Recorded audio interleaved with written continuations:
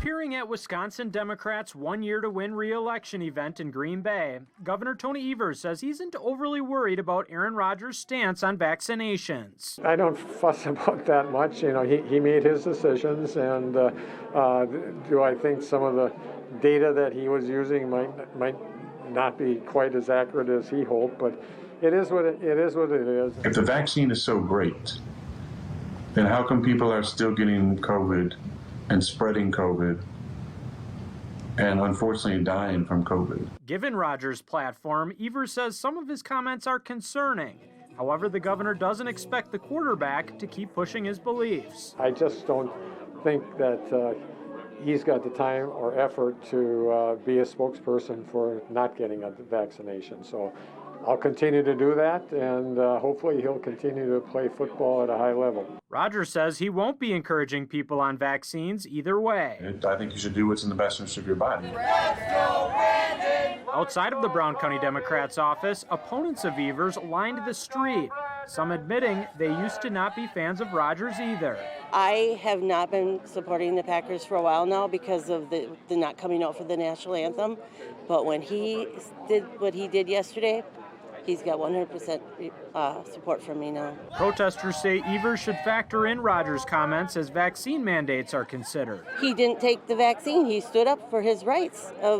We have a constitutional right. We do not have to take that vaccine, and kudos to him for not taking it. Evers has not issued any mandates. However, he has required state employees to test for COVID if they have not submitted proof of vaccination. As for Rodgers, part of his explanation for not being vaccinated had to do with allergies to ingredients in the Pfizer and Moderna shots. Rodgers also says he has concerns about reported complications with the Johnson & Johnson vaccine.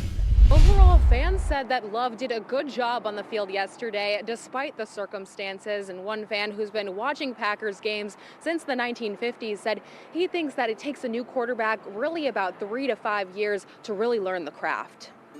We have multiple views from Packers fans. Manitowoc resident Mike Shalhoub says he's been a Packers fan since he was 8 years old. With my dad and uncle, 1953 was my first Packer game at East High School.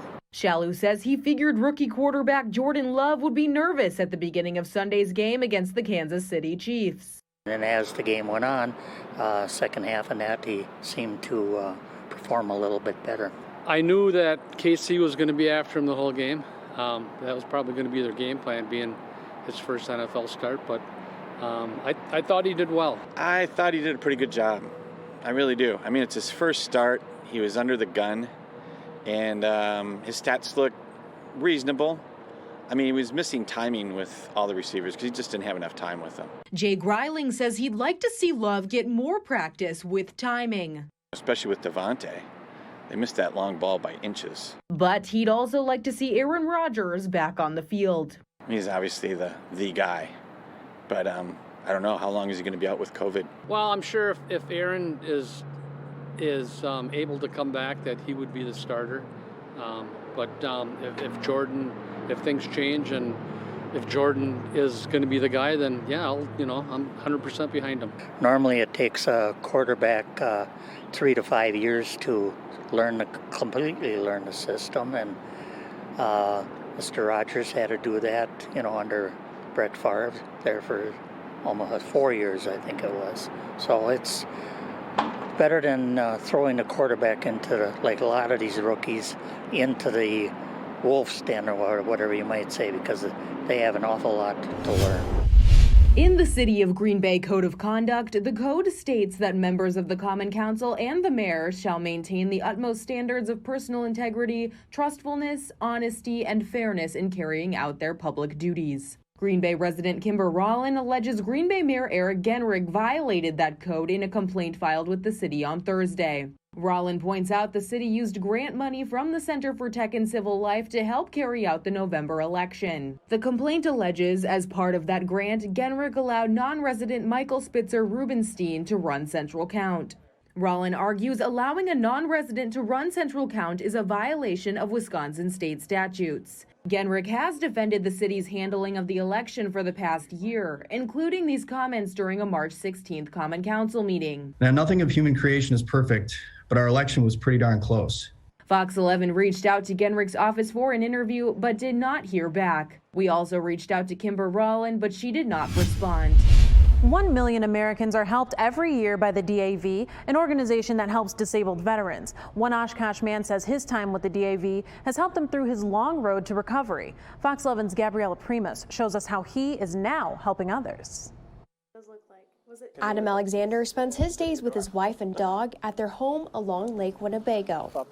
But 10 years ago, his life looked a lot different. Alexander took his first deployment to Afghanistan with the Ashwaubenon Base 432nd Civil Affairs Battalion. I was at a very small Special Forces fire base in Chimkhani, Afghanistan. That would be his last deployment. That morning, I took a conference call with my deputy commander, who's also from here in Oshkosh. During that call, our base came under attack, so I had to hang up on him. I told him, "Sorry, sir, but I have to bug out. We're getting attacked. I have to go defend our base." And he said, "Okay, keep your head down and stay safe." During the attack, a sniper shot Alexander in the head. I'm told they gave me a 5% chance to live. He would spend 10 months recovering in the hospital, learning how to walk and talk again. His plans to continue a military career were over. 5% chance. That's what they tell me, yeah. Living. So, how do you live your life now that you kind of almost have this second chance? Yeah, I always tell people that every day on this side of the grass is a good day, so try to make the most of everything. Enjoy what I have. Alexander says the Disabled Americans Veterans Organization, or DAV, played a big part in his recovery. It kind of fills the void that you miss when you don't have the camaraderie of the military anymore, so it's nice getting together with all those guys. And now, as DAV Winnebago County Chapter 17 has helped Alexander lift his spirits, he's taking 30 minutes a month to lift other vets. To another edition of The Outpost. Alexander is co-host of a television show on Oshkosh Media called The Outpost. We talk about veterans issues and all things DAV on it. And we try to do what we can to help the veteran community. He says the DAV understands that a positive voice for veterans can go a long way.